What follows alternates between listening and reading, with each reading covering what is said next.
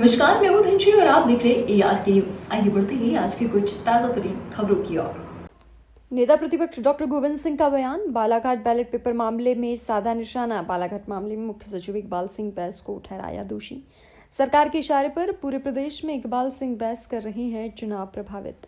न केवल बालाघाट बल्कि पूरे प्रदेश में हुई है इस तरीके की धांधलियां। भिंड में भी बैलेट पेपर में धांधली हुई थी।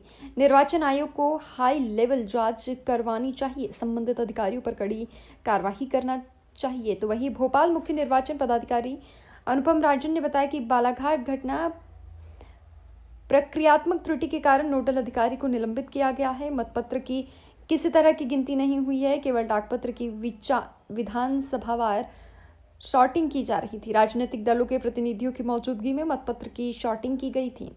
3 बजे के निर्धारित समय से शॉर्टिंग होनी थी। नोडल अधिकारी ने 1:30 बजे से शॉर्टिंग शुरू कर दी थी। शॉर्टिंग की सूचना भी ठीक तरह से नहीं दी नहीं था, जिसके बारे में अलग है। मेरे जो जानकारी आई है कि वहाँ मत पर खुले हैं, जो मैं कह सकता हूँ उसकी जांच हो और तत्काल उचित जांच होकर अधिकारियों के ऊपर कार्रवाई की जाए और दोबारा मतदान कराया जाए जिन लोगों के मतपत्र खोले गए। अकेला बालाघाट ही नहीं, प्रदेश के अधिकांश जिलों में चीफ सेक्रेटरी व्यास के निर्देश से और मुख्यमंत्री के साठगांठ से समूचे प्रदेश में शासकीय अधिकारी कर्मचारियों को मतपत्र डालने से वंचित किया गया है। हमारे विधानसभा की कॉन्स्टिट्यूंसी में लगभग 600 मतपत्र जिन्होंने के आपने आवेदन दिए थे उनको बैलेट इशू नहीं किए। पुलिस अधिकारी कर्मचारियों के करीब 60 से 70% भिंड जिले के उनको पुलिस के अधिकारियों को मतदान से वंचित किया गया। जो कर्मचारी ड्यूटी पे थे, बसों के लिए, ट्रैक्टर के लिए गाड़ियां लिए, उनको भी वंचित किया गया है।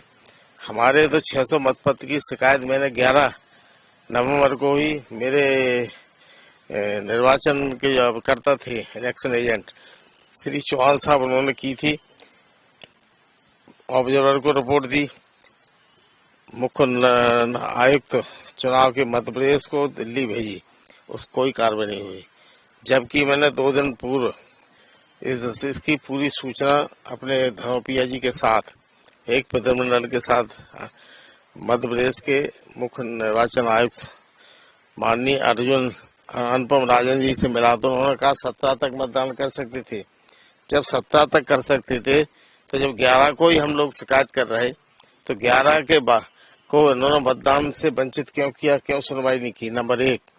दूसरी बात, जब हमने लिख के दिया शिकायत की, अभी राजन साहब ने इन जिन अधिकारियों ने कर्मचारियों ने जिस प्रकार की निर्वाचन में हेराफेरी की है, मतदाताओं को अब मतदान करने से वंचित किया है, शासकीय अधिकारी कर्मचारी को अन्य मतदाताओं को, उनके विरुद्ध अभी तक क्या कार्रवाई की ये उन्होंने न बताई है, न मतदान के लिए आदेश दिया है। तो मैं अब पुनः उनको एक पत्र लिख के अनुरोध कर रहा हूँ कि उनके जो अधिकारी दोषी कार्रवाई करें और शेष जो मतदान से वंचित किए गए हैं मतदाता, उनको मतदान करने की अनुमति दें। सर, खंडवा वाले मामले में जो बालाघाट में कल स्ट्रांग रूम खोल करके निर्धारित समय पे और पॉलिटिकल पार्टी के प्रतिनिधियों की उपस्थिति में जो पोस्टल बैलेट थे उनको विधानसभावार छँटनी का काम किया गया, जिसमें बैहर, लांजी, कटंगी, परसवाड़ा, बारासिवनी सभी के अलग अलग बंडल बनाए गए। इस प्रक्रिया के दौरान ये आभास हुआ कुछ पॉलिटिकल पार्टी के लोगों को कि मतपत्रों की गिनती हो रही है। कोई मतपत्रों की गिनती नहीं हुई है, कोई भी पोस्टल बैलेट खोला नहीं गया है, सिर्फ उनकी विधानसभावार छँटनी की गई है और उनको अलग अलग झोलों में या बैग में रख करके पुनः सील कर दिया गया। इस पूरी प्रक्रिया के दौरान वहाँ पॉलिटिकल पार्टी के प्रतिनिधि उपस्थित रहे। कांग्रेस पार्टी से श्री निराला सिंह बघेल और विनय दशहरिया, भारतीय जनता पार्टी से कृष्णपाल सिंह बिसेन और अन्य दीगर प्रतिनिधि भी उपस्थित थे। उनकी उपस्थिति में ही स्ट्रांग रूम खोला गया था। उनकी उपस्थिति में ही इस पूरी प्रक्रिया के बाद स्ट्रांग रूम बंद किया गया। मैं पुनः कह रहा हूँ, पोस्टल बैलेट जो है वो पूरी तरह सुरक्षित हैं। किसी भी पोस्टल बैलेट को खोला नहीं गया है।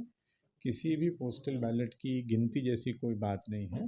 मतगणना अपने जो निर्धारित समय है, जो निर्धारित दिनांक है, उस पे 3 तारीख को होगी।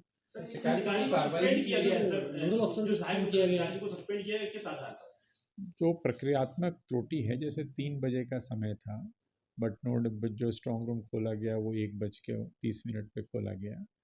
जो सूचना एक तरह से जो सॉर्टिंग करी गई, जो छटनी का काम किया गया, उसकी सूचना सही तरीके से यदि सभी जनप्रतिनिधियों को दी गई होती तो ज़्यादा बेहतर ढंग से ये काम होता, इस तरह का कन्फ्यूज़न नहीं होता।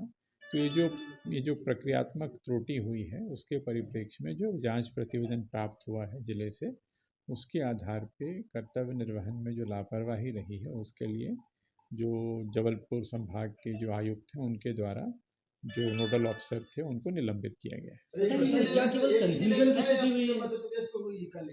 नहीं, ये सिर्फ बालाघाट जिले की घटना हुई। सर, आने वाले समय में ऐसी कोई गफलत ना हो, सॉर्टिंग को लेकर कोई दिशा निर्देश है कि पूरे प्रदेश में ब्लॉक मतपत्र सॉर्टिंग कब हो? नहीं, ये दिशा निर्देश हैं कि 2 तारीख को मतगणना दिनांक से 1 दिन पहले सभी डाक मतपत्र जो जहां भी रखे हैं, अधिकांशतः जिला मुख्यालय पे ट्रेजरी में रखे हुए हैं, कुछ जगहों पे आरओ के लेवल पे भी डाक मतपत्र अस्थायी स्ट्रांग रूम में हैं। तो निर्देश पहले से दिए गए हैं कि मतगणना दिनांक के 1 दिन पूर्व, अर्थात 3 तारीख को मतगणना है, तो 2 तारीख को ये सभी मतपत्र मतगणना सेंटर पे जहां काउंटिंग होनी है, वहाँ पॉलिटिकल पार्टी के लोगों को सूचित करते हुए और ये लाए जाएंगे।